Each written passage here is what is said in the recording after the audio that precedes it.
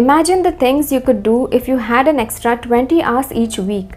You could finally get back to that hobby, you can start working out, or simply spend more time with your loved ones. So in this video, we are going to talk about 4 incredibly simple habits that can save you tons of time. Hey friends, welcome back to the Life Startup. I'm Dr. Ketaki, oral and maxillofacial surgeon and the founder of TaughtWell SimplifyEd. On this channel, I share evidence-based personal growth tips to help you be more productive and live a happier and more peaceful life. So consider subscribing if you're interested in this, and let's get started with the 4 habits. Habit number 1 is background learning. No matter what your job is, it's mandatory to learn something new every day if you want to get ahead in your field or in life in general. I remember when I completed my master's degree in oral surgery, I thought I was done with learning for life.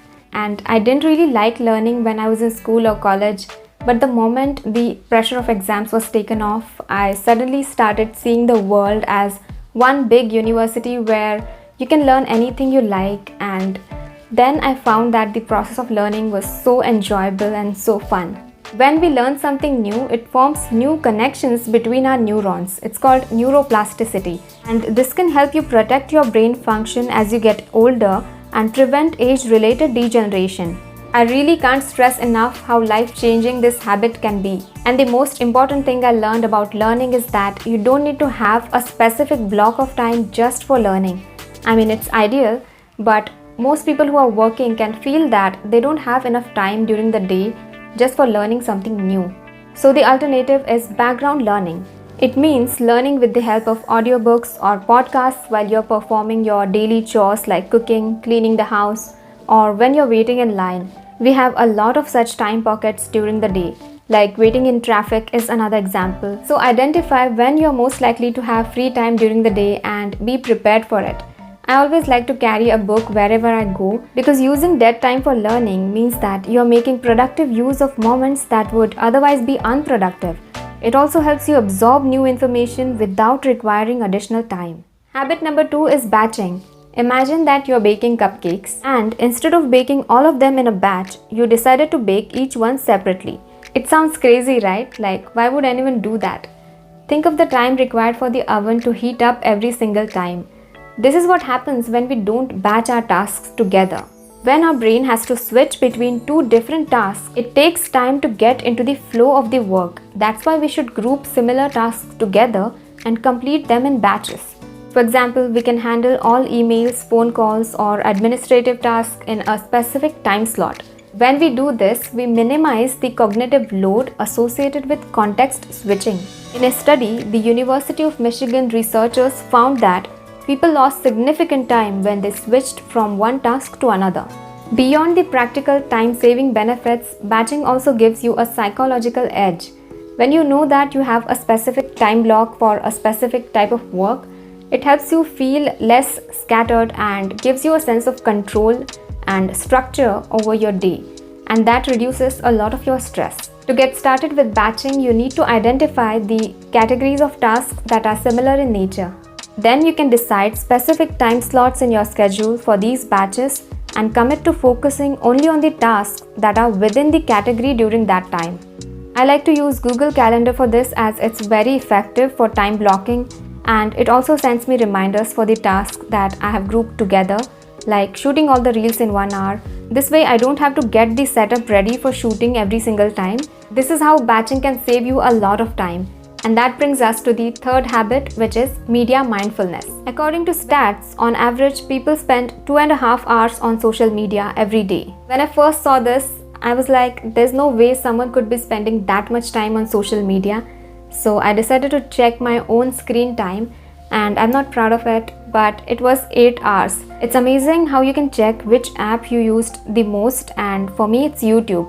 So it says I used YouTube for more than 4 hours. It's okay because I know what I use it for, mostly for listening to podcasts or playing background music while I'm working. So please, let's not take that into account, and I would also like you to post your screen time in the comment section below. I think it would be interesting if we could learn from each other. We are often not aware of how much time we are spending on each app. So awareness is the first step, and the next step is setting limits to the apps so that you are reminded to stop using them. So there's this feature of app timers, and in this way you can set a timer for each app individually. When I knew that my time was being tracked, I started to be more mindful in using every app.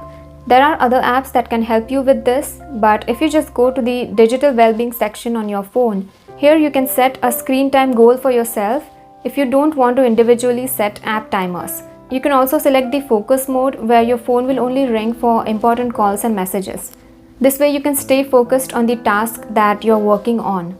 So you can see that we can literally save hours if we reduced our screen time, and we can finally use that time for something more important in life, like following our hobbies and interests and start a side hustle or work out every day. And that brings us to the last habit, capture and apply. We come across so much information from different sources each day, and we might get inspired for that moment and then forget to implement that advice or save that advice so that we can come back to it in the future. And these ideas or these thoughts of inspiration that we get during the day are so incredibly valuable, and if you don't capture it then and there, you often lose it.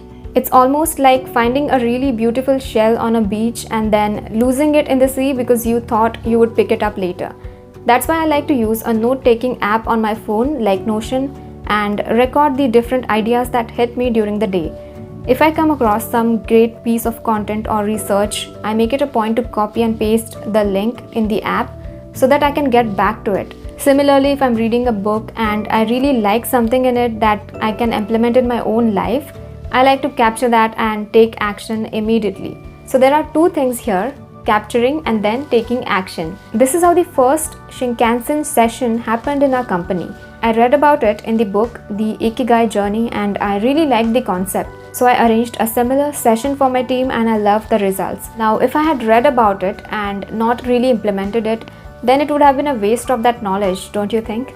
So I think that we consume a lot of inspirational content these days and don't really implement it to our own lives. Consuming inspirational content is fine as long as you're implementing at least some of the ideas. Otherwise, it's really nothing but a waste of time. If you have ever wished for more hours during the day, I think it's really not about having more time. It's about having the freedom to do what you want with your time. And that will come after you learn to get things done efficiently. Now, if you implement these habits in your life, you're going to have a lot of free time to add an amazing morning routine. And so please check out this video where I have shared an evidence-based morning routine. And a lot of people have personally told me that it has made their day more productive. So please head over to that video and I'll see you there.